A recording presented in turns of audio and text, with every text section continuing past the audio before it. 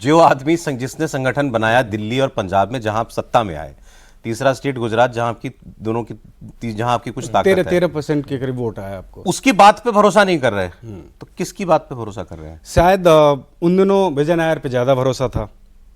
ये संदीप पाठक को बिल्कुल लगता था कि मुझे नजरअंदाज किया जा रहा है और विजय नायर को ज्यादा तवज्जो दी जा रही है। विजय नायर जो उस मतलब सो कॉल्ड शराब घोटाले में जिनका नाम आया और जो जेल भी गए थे, जी जी, वो तो विजय नायर पे ज्यादा भरोसा हो रहा है। ये बात वो दबी जुबान से हम लोगों से कहते थे कि ना तो हमारे सर्वे का इस्तेमाल हो रहा है, ना हमारा यूज हो रहा है, ना हमारे किसी भी तरह से अगर कोई भी हम राय देते हैं तो उस पर ध्यान नहीं दिया जाता है। तो पार्टी कौन चला रहा है? पार्टी अरविंद केजरीवाल चला रहे हैं। हर सेंस में नहीं, वो ठीक है, वो सुप्रीमो है पार्टी के। अब मैं इसको थोड़ा सा कंटिन्यू और आगे कर लूं तो दिल्ली विधानसभा चुनाव के बाद जैसे ही हार मिली आम आदमी पार्टी को, उसके बाद क्या हुआ कि संगठन में बदलाव हुआ। संदीप पाठक को संगठन महामंत्री का पद तो दिया गया था, वो रहा, लेकिन जो व्यक्ति 2-3 स्टेट में आपका संगठन खड़ा करता है उसको जिम्मेदारी दे दी गई छत्तीसगढ़ की।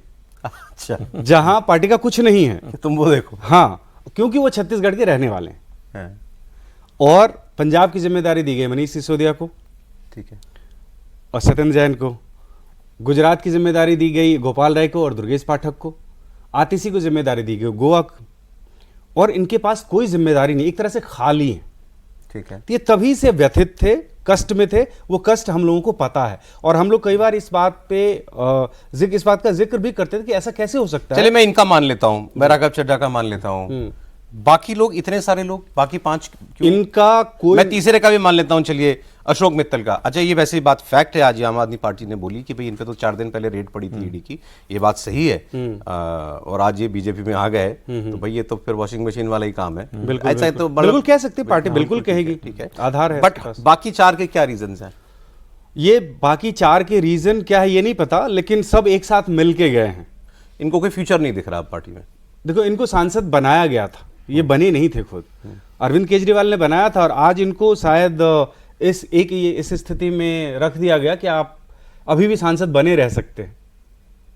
आप ऐसा नहीं कि आपकी राज्यसभा की सदस्यता जा रही है, हमारे साथ आइए, राज्यसभा की सदस्यता रही और केंद्र सरकार के ज्यादा करीब रहेंगे आप। तो इसलिए शायद वो लोग गए होंगे। अब इसके अलावा कि राज्यसभा के सांसद चले गए, क्या और पॉलिटिकल फॉल आउट है और क्या भविष्य में आप देख रहे हैं? दिल्ली में आम आदमी पार्टी, पंजाब में आदमी पार्टी, क्या होगा? नहीं, देखिए, इसमें 2-3 कारण हैं। एक तो 2 कारण है। आंतरिक ये है कि केजरीवाल लोकप्रिय जब थे भी, तब भी ये बात उभर के आती थी कि काफ़ी ऑटोक्रेटिक पर्सनैलिटी है।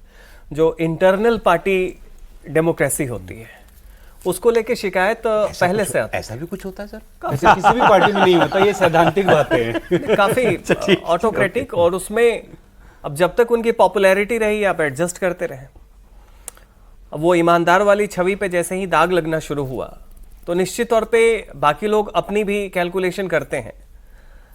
राघव चड्ढा का तो विधानसभा चुनाव के समय से ही चल रहा था कि वो लंदन में जाके आंखों का इलाज करवा रहे हैं, क्या करवा रहे हैं, तमाम तरह की बातें थी।